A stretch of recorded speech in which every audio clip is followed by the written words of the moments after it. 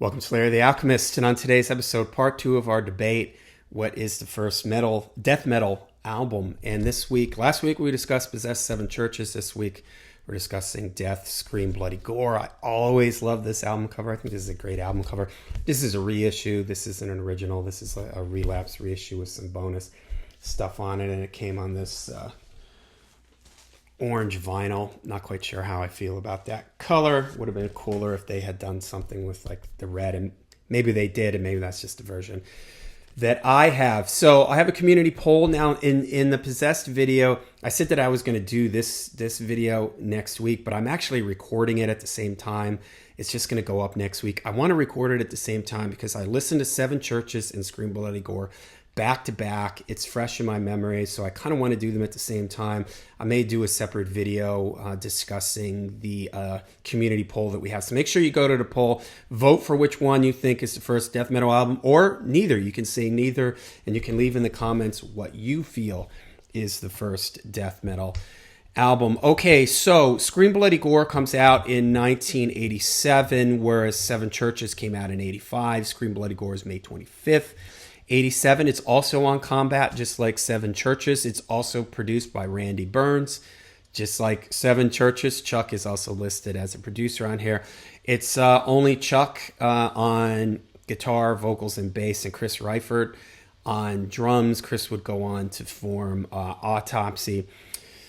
So what would make this more of a death metal album than Seven Churches? Well, I think there's no denying that Chuck was very influenced by Seven Churches, and listening to them back to back really highlights that. Chuck admits that.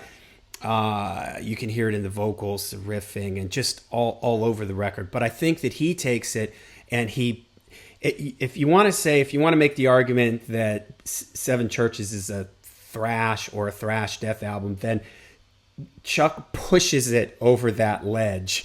It's hanging on the ledge there, and Chuck pushes it over into death metal territory. You could say he does that because he takes the vocals, Jeff's vocals, and makes them that much more extreme, pushing it into the death metal territory.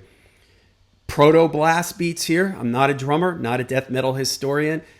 Are these blast beats here? They sound like blast beats to me, or at least getting very close to what will become modern blast beats, whereas I don't hear that as much on Seven Churches.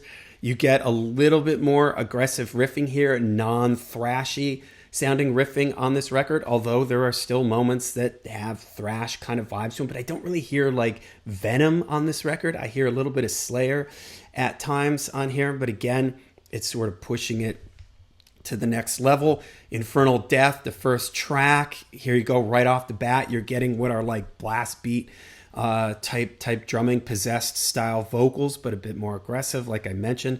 I love Zombie Ritual. I love that single note modal Phrygian riff. I did a video on what are scales. Check that out. This is what I'm talking about here. It's that sort of modal Phrygian sounding riff in the intro. I love that line. Drink from the goblet of gore. I think that's just great. You could also maybe argue that the lyrics on here are, I haven't really thought of this till now, a little bit more death metal, whereas Seven Churches is a little bit more evil. This is a little bit more gore with stuff like here, like Infernal Death and Zombie Ritual. I also like to note that when it comes to death, I think that they're one of my favorite, if not my favorite, death metal band, because there's a very good songwriting element to what Chuck does. And even though the vocals are extreme, there's still like some melody, and he varies up his vocals enough that for me, I find it interesting as a guy that doesn't fully embrace death metal. I made a video on that a lot of people commented on. You can check that. I'll try to remember to link all this stuff. But I just think the songs are catchy, and I think the choruses are catchy, and I think Zombie Ritual is a good example of that. Denial of Life, I love the guitar solo in this. I mean, how old is Chuck here? He's like a teenager, and he's playing very melodic, interesting solo lines for somebody his age. It's really cool to hear. Sacrificial, that single note halftime riff halfway through the verse is just awesome. I love it. And that drop in tempo after the chorus is great. The drum fills from Chris on this are awesome also. I do think the production on this is a little bit more, again, pushing it towards the death metal where it's a little more harsh, whereas Seven Churches is a little bit more atmospheric.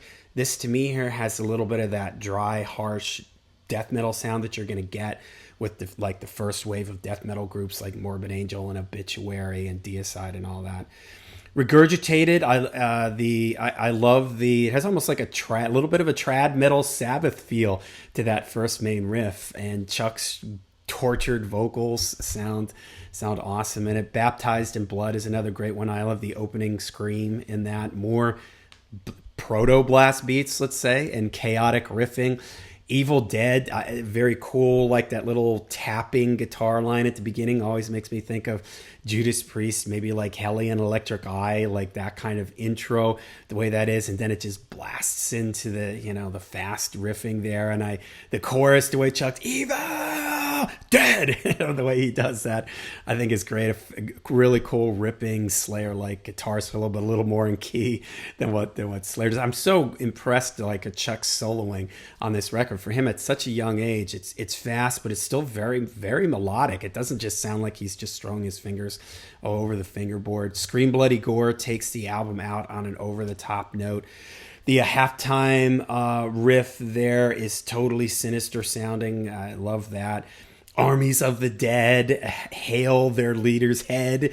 That's just great. And right after that section, there's a riff that comes in that for me foreshadows where Death would go. It's really the only moment on this record that feels like this for me, where it's a very proggish sounding riff, and it just comes in for a moment, but it's very much like, okay, this is where he would land up towards the end of Death with like human and spirit, human and individual thought patterns and stuff like that. Whereas the rest of the record is kind of like moving into where we would go with Leprosy. There's still, he hasn't quite moved into that technical progressive area, but that riff right there really foreshadows for me where Death would go in the future, eventually, lead to. So, okay, how would you make the argument that this isn't the first death metal record? Well, you could say that the vocals aren't quite there yet. They're not quite as extreme yet. The blast beats aren't quite where blast beats would end up. We did our favorite thrash metal, 80s thrash metal records, I think is 80s thrash albums. And I believe I did it, or Darren did it, Dark Angel, Darkness Descends record. And that is another record that is very much in the discussion here for what could be the first death metal record. Again, it falls after Seven Churches, and I think it falls after, I can't remember if it's before or after that album came out, before or after Scream Bloody Gore. But that's another one that I'm looking it up here, really. Darkness Descends came out 86, so it actually came out before Scream Bloody Gore. Yes, it actually came out before Scream Bloody Gore, so maybe Dark Angel, Darkness Descends should be in the discussion too, because that's got a lot of over-the-top drumming and riffing and very extreme type vocals. Never gets sort of discussed when it's in this discussion. Maybe it should be. So why it wouldn't be? Again, it just hasn't pushed it to the extreme that death metal would become. Why it should? It has. The vocals, the riffing, it tips over from being anything thrash related to moving into new territory. So, okay, make sure you go over to the poll. Make sure you cast your vote. Let me know in the comments down below what you think of Death, Scream Bloody Gore. I had to put on the extra spiked wristband for these two episodes. Let me know what you think of Scream Bloody Gore in the comments down below. Let me know if you think it's the first death metal album, why or why not. Leave it in the comments down below. Till we see you next time, make sure you stay heavy, stay metal.